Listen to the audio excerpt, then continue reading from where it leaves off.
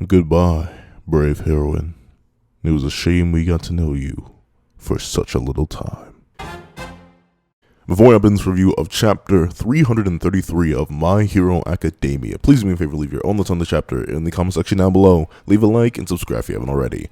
Also, make sure you hit that little notification bell so you don't miss out on any videos that come to the channel. Now, let's get into it. What's up, guys? I got Punter, and here we are to review chapter 333 of My Hero Academia, which is known as Ghost. And you know, this is one of the couple issues. I mean, I can't even say many anymore, because I've reevaluated some of my issues on Horikoshi's writing. I just accepted them as things about Horikoshi's writing, but it's stuff like this that really makes me just go like, why? Just why? Like, whatever. We'll get into that when we get into that. We open up with chapter, and we get to see that what Shigaraki / All For One, but I'm assuming this is just mainly All For One speaking, is that he feared the idea of New Order and One For All working together, or how they were always working together, and the possible dangers that could mean for him. And we get this really cool shot of Star and Stripe and Midoriya, which is really cool. That would have been great to see a battle like that, and I wonder why we couldn't. Oh, never mind. I know why, because Horikoshi doesn't. Whatever. We're gonna get into it. So we see that the main goal was, on Lisa and All For One's end, was to have his friends go nuts overseas, essentially destroy everything over there, and then he would proceed to take care of One For All before New Order got here, and then challenge a New Order with the One For All amp. And then he would have been good. Essentially, since One For All is just a power that stacks quirks on top of each other and crystallizes it into this ultimate, honestly, like, insane level of power, that would mean that, at least in All For One's perspective, considering he doesn't really know about All For One's whole, like, quirk limit thing, in his perspective, that would mean he would literally get all the benefits of One For All, like, being passed down to different users, but combined into one. Like, imagine how many quirks All For One has, and then imagine them fusing into One For All, and then imagine that stockpiling all that power from all those different people he's taking quirks from, stockpiling into one power. He would get insanely strong. But the thing is, New Order was always a danger, and he was actually legitimately terrified with Star and Stripe literally just popping out of nowhere. And apparently, his body is still incomplete, which is, I mean, no, that makes sense, because they said his body would take a few more days to be complete. So he did show up early. Like, he had 1 or 2 or 3 more days. I forget. I'm not gonna lie, but he had time before he was fully complete. But he still showed up early, because if Star and Stripe like actually got to Japan and actually started to create like a team of heroes, especially if she met Deku and like started to go crazy with him and maybe train him or anything like that, then Shigaraki may have been in deep trouble. So him coming out and just taking on Star and Stripe, it was almost a necessity, even if he really didn't want to, because of how dangerous it was. And I just realized, did Shigaraki's hair get shorter again? Remember when it grew long? Why did it get, maybe it got burned off? Oh, well, yeah, it all got burned off. Darn it, that's right, I forgot. He was reduced to literally like a flaying, burning corpse. So I guess his base hair came back. But I actually really like Shigaraki with the super long hair. Maybe Horikoshi didn't like it, and that's why he burned it all off, and it just didn't grow back to its regular state. I don't know. But still, we get to see that All For One / Shigaraki seems to have won this bet. Like, he took the gamble, and he won. And then we get to see that her name is Kathleen Bate. I thought it was Cassie, but is Cassie a nickname for Kathleen? I don't know. I know Kathy. I think, but that's about the only name I know that's a short one for Kathleen. But hey, regardless of that, we see that she tries to activate something, which is Kathleen Bate will not decay. She tries to use New Order because she can tell that the thing that he seemingly used on her was decay rather than All For One, so her quirk should likely still be there. Her words even have the New Order flag in them. And then we get to see that her pilot friend is like, "You are so stupid. Why would you cover for me?" And no offense, Kathleen, but No, but see, the thing is, I don't blame her because it's the empathy, and I think that's what Horikoshi was going for in this fight. Like, he really wanted to establish that this All for One Shigaraki hybrid is just a monster with no real like intentions outside of destruction and absolute control. That's what he wanted to do here, but repetition wasn't necessary. I'm not gonna like. Kathleen dies in this chapter, or Star and Stripe dies in this chapter, or at least that's what I'm assuming.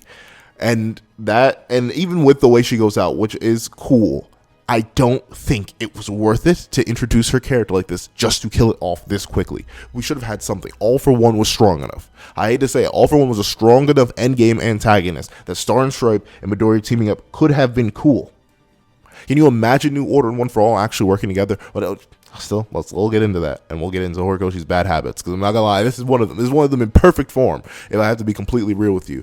But we see that All for One is managed to use both. I wonder if this is a property of like him and Shigaraki being like a 2-in-1 mind right now, a 2-for-1 combo deal, because he managed to steal One for All. And no, he managed to steal New Order while activating the K in one smooth motion, which is pretty gosh darn impressive. And I think that's very cool. But then we get to see that this, like, she's decaying, but it seems like the remnants of New Order. Like, you know how quirks, whenever they leave, I guess, leave like a bit of their power? Like, we know that All Might had like the embers of One for All. It seems like powerful quirks, if taken from somebody or given away, they'll like leave bits of embers of themselves, because we know with how potent Shigaraki's decay is, if it was at full strength, which it reasonably should be, he has no reason to hold back on her. If it was at full strength, she would have been dead by now. Like, the decay wouldn't be slowly spreading over her face. She would literally be so I'm assuming like whatever remnants of New Order or whatever she managed to get out before All for One took it completely is what's slowing this decay down. And All for One just flat declares her an idiot. Like, because he admits that he decayed her body and stole at the same time, and it's interesting. Like, he's thinking so fast, and it definitely seems to be like All for One, at least in this moment, it has the driver's seat, because he's explaining that not only that he noticed that obviously you need to declare a rule before it activates, and thusly you couldn't stop both All for One and decay at the same time. And on top of that, he flashes back to his little brother Yoichi and the day they read that comic. And I guess that's what inspired them to become the great hero and villain, or at least inspired All for One to become the great villain to his little brother's hero. And we get ready to see it. Oh, Shigaraki / All for One raises his hair is fully grown. Is it growing back throughout the chapter? Is that thing? His hair's back. At least it looks like it's back. I'm not sure if is that just an inconsistency for that one panel? I think that's just an inconsistency for that one panel. Actually, no, his hair's long in the inner dimension too. I don't know. That was weird. But regardless, his hair's back. But then we get to see he begins to use New Order. And he literally, I don't know what demonic thing he was about to say, but he literally is like, the atmosphere shall, I know he's going to say like, the atmosphere shall explode, the atmosphere shall vanish, the atmosphere shall do something crazy. Like, I know he was about to go wild with New Order.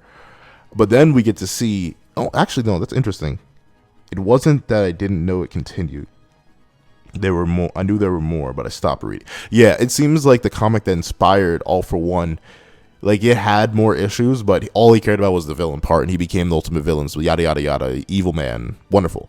But in actuality, the moment Shigaraki goes to use New Order, we see someone chilling in there, and it's Kathleen. She's just got her arms crossed, like, yo, what's good? And Shigaraki / All for One is looking like, what are you doing here? And then he begins to explode. Like, quite literally, he's tearing himself apart. And we see that this is taken notice on by the pilots instantaneously. And they're all, like, ready to take action. And we get to see that this is because Shigaraki's quirks are all rupturing inside of him. They're being torn apart. And it appears that Kathleen thought ahead. I keep calling her Kathleen like I personally don't. Star and Stripe thought ahead and was like, okay, I figured the jet bombers would make it in time, so I set this up as a prerequisite. When? I don't remember, like, I think the 2 rule thing has been broken. I'm not gonna lie. Unless the 2 rule thing was a lie and she had this set up the entire time. I mean, maybe the strength enhancement just goes on off random. But how are you doing the air rule, the laser rule, the bombing rule, the air construct? This whatever. But she's gone anyway, which is unfortunate. But we see that the reason or the failsafe that Star and Stripe put in place was that New Order would revolt against other Quarks when put in close contact with it. And we get this amazing image of like this monstrous decaying New Order just tearing through Quarks. Like it's actively ripping them apart. And it instantly lunges for the Shigaraki All Might. Oh my, that's a fusion I never want to see. The All Might, I said it again, All for One and Shigaraki fusion. And it seems like all these other Quarks that I've like no faces, no images, no nothing like that, they're all rising up, and like I'm not sure if they're trying to stop her or if they're like, no, it looks like they're trying to stop her. Like some are like rising up and they're specifically rising towards her, not All for One and Shigaraki. And then we get to see that it seems like Kathleen was ready to sacrifice her life right here, right now, because she was like, I would have liked to defend my body, but that's just alpha. That's just plus alpha then, which is knockoff plus ultra, whatever. And we get to see that she just believes her life is nothing in exchange for stopping a worldwide threat. But your life would have been very useful in stopping this worldwide threat. Why didn't you just? I know he's your brother, but I think he would greatly understand. What about his life? He would have been so happy to stop a worldwide threat with his detonation and the destruction. And you literally could have just crumpled Shigaraki in there, and bada bing, bada boom. You would still be alive. You'd be having one funeral instead of possible hundreds that you're going to have after this, because Shigaraki's going to make it through this, obviously. Like, I don't know how he's going to do it, but he's going to do it. Not gonna lie, we already know. But then we get to see that the Quarks are cannibalizing each other. They're like and the thing is, that's not what's shown in the spirit world, because in the spirit world, actually never mind, they do look like they may be attacking more than just Star and Stripe, because like the one dude is looking up at the dude that's rising up. So it seems like the Quarks are like they're following Star and Stripe's lead and they're just rebelling. And once again, Quark nonsense. I've given up. the Quark system, nonsense. It's just absolute garbage. I'm not gonna like. Here's the thing. It's not absolute garbage. There are worse power systems out there. Can I name them off the top of my domer? Not really. But still, in terms of like this whole super mega Quark nebulous world, and they all have their own identities and messages and blah blah blah blah blah. And there's a Quark energy world, and the Quarks can fight each other and destroy each other. Oh wow, wonderful, amazing. It's stupid. I hate it. Not gonna lie. Even if you just want to argue this is a unique property of All for One, which we know it isn't, because we know that the Quark world exists in One for All too. I don't like it. I'm not gonna lie. I just don't care for it. Like, whatever. It's cool. The Quarks are fighting against Shigaraki. You know, they're rebelling. That's fine. It's whatever. I don't. It's not that I don't care. It's just that I don't like it. Is that bad? Like I know I've been pretty rough on the Quark system, especially ever since like Quark evolution and all that nonsense started coming out. And I think it's just because like he was doing too much. I'm not gonna lie, like no offense to Horikoshi, but I feel like he kind of bit off more than he could chew with this system, and how just weird it is.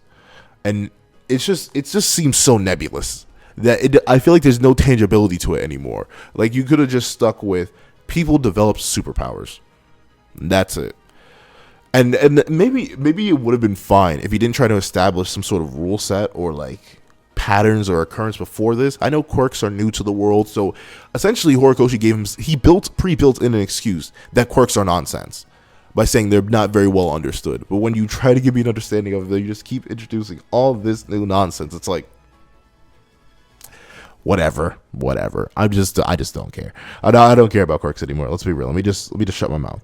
But then we get to see that the guys just instantly fire in on this exploding Shigaraki, who isn't able to use Reflect anymore because it's breaking down. He can't instantly just fire back and destroy them. And we see that this star copy ends up biting apart, like it takes a bite of Shigaraki as it grabs onto All For One and is tearing them apart. And this is weird, I'm not gonna lie. Like, so is New Order decaying because Star and Stripe is decaying? Because I'm just confused. Like, why is the quirk decaying? Because the quirk is the representative of her, but this is the vestige of her. So maybe the vestige of her is like decaying as well in the world, even though it shouldn't. Because if New Order is decaying, like, are the people in the world the representatives of the quirks? I'm assuming they are, but why? Like, I mean, no, I guess that makes sense because the memories and vestiges in One for All are the quirks themselves, I guess, given human form crystallization. But why would you want to destroy one of your own quirks, All For One? Like, I mean, I get why you would want to now, once it started to rebel against you, but why is it automatically? Is it because you use Decay and All For One at once, and that's not supposed to work like that unless it's decaying alongside her? So you would have had New Order for all 0.2 seconds? Like, what's the dealio here? But regardless of that, we see that Kathleen is thankful to All Might and her brothers that they allowed her to live this wonderful dream as a heroine. And this is her way of paying All Might and them back by stopping a One for All. No, not stopping. Stopping All For One and Shigaraki. And we see that when broken down to its like finest particles, or like its last stand, all For One sees is All Might's ghost in the screaming, decaying form of New Order. And we see that the chapter ends with the guys just firing on Shigaraki, and that's it. Now, problems. I almost got into it, like snapped earlier. Horikoshi, please. I mean, the series is almost over, apparently. We're in the final act, so whatever. I guess it's too late at this point. But Horikoshi, please stop introducing characters, or especially female characters. I'm gonna just straight up say it. Horikoshi, stop introducing female characters only to get rid of them 3 chapters later when they're decently strong. Please, cease. Stop that. It's annoying at this point. Maruko. It literally goes Ryukiya, Maruko, now Star and Stripe. So many interesting characters that had so much potential and great quirks, could have been used multiple ways, multiple variances, multiple times. Gone. Why? I don't like. And this arc just seems kind of redundant. I'm not going to, especially if nothing's going to come out of it, because I'm assuming nothing's going to come out of it. Like, being real and direct, I don't think Endeavor's going to be able to beat Shigaraki right now, even with all the quirks decaying and destroying themselves inside each other. I don't think it's going to be enough of a nerf. I think he's probably just going to get rid of it. Or he may just tear off his own arm or something like that. I don't think Shigaraki is suddenly going to become fodder again. I don't think it's going to have much lasting impact. So why do it? Like, to establish that Shigaraki and All For One are still monsters? We've been known that. It's cool. To establish that they're fusing into one single consciousness? We've been known that. That's cool. You could have shown us that later. You could have had Star and Stripe and Midori team. Why? Like, what was... Like, I get it. Midori is our main character. He has to fight our big bad all alone. Because, shonen. Bada bing, bada boom. Yeah. But leveling with you, Horikoshi, why? We've been building up to international heroes coming and helping Japan for literally chapters upon chapters upon chapters at this point. Probably around, like, we're chapter 333. I wouldn't be shocked if nearly a year now, probably more, because there have been breaks. There have been the mandatory breaks. There have been the breaks where Horikoshi has just needed one because obviously you're overworked, man. And the thing is, I'm not mad. I'm not yelling at Horikoshi himself. Like, the dude does way too much and produces a great manga alongside that. No, his main job is producing that main manga and then working with the anime for that amazing manga, then working on movies for that amazing manga, then working on merchandise for that amazing manga, then doing all these one-shots and side stuff and stuff like that. Like, Horikoshi, you are an amazing man who definitely is overworked and needs help and needs every single bit of respect you deserve. And I try to give that to you. Like I do. I love moments of your writing. I love moments of your I pretty much love your art. I'm not going to lie. I'm not even going to false claim here and say, like, oh no, actually I don't think all of Horikoshi's art is that great. Now, even chapter 1 Horikoshi is an amazing artist. So it's not any of that. It's just like, why? Why do that? Why would you introduce the strongest heroine and kill her off this quickly? Why not have her help Midoriya? Why not? Why couldn't that be a thing? Why couldn't we just have Midoriya have a team up against the final boss? Like, why are we wasting characters, Horikoshi? I guess that's my question. Why waste a character like this? Especially one with such a cool ability that would have been amazing to see work with One for All. Why do that? Why? See, why? It's just like maybe I'm just tripping. Maybe it is just me, but like, I'm not saying that Horikoshi has a bias against female characters either, because like some female characters have their moment. Like Toga is a fan favorite character because she gets a whole bunch of screen time. I think she's whack. I'm not gonna lie, me personally, I think Toga's whack, but I know other people love Toga, so bada bing, bada boom. If you got your little vampire wife, you got your little vampire wife. I ain't knocking your hustle, but in terms of like female characters in this series, the closest one I can give even a fractione of a dub to is like maybe Mina. No, I can't even give Mina that because I can steal my Kirishima. I know people say that's not a steal, that's an assist, but Kirishima already had his moment. Why couldn't Mina have one? Yayorozu, she got her moment eventually. I'll give her that. It was delayed input, very delayed input, but she got her moment eventually. I mean, Jiro technically has a moment, but like the thing is, I think the main issue I have with Horikoshi, you hear me slamming my hand against my fist, but like, slamming my hand against my fist, that would hurt. My fist against my hand. But I think my main issue is that Horikoshi just doesn't want to have these characters outside of our main character be strong and useful for more than 5 seconds. I don't know. And in the grand scheme of things, even when they are like able to do something, it's never against the real main big bad antagonist. And whenever it is against something like that, it doesn't matter for much longer. It doesn't matter at all. And who knows? Maybe this is a permanent debuff for All for One. Maybe he can't get more copies of his quirks and stuff like that. Maybe this is a permanent actual thing. And if so, great. But I'm tired of debuffs. Let them be the final hit. Just do it. Let them team up. Let them be useful, man. Like, I definitely, at this point, I think with Star and Stripe being like the final straw, I'm just gonna talk about how Horikoshi treats female characters and how I think how it's not necessarily a bad thing, but it's just something that I personally just despise.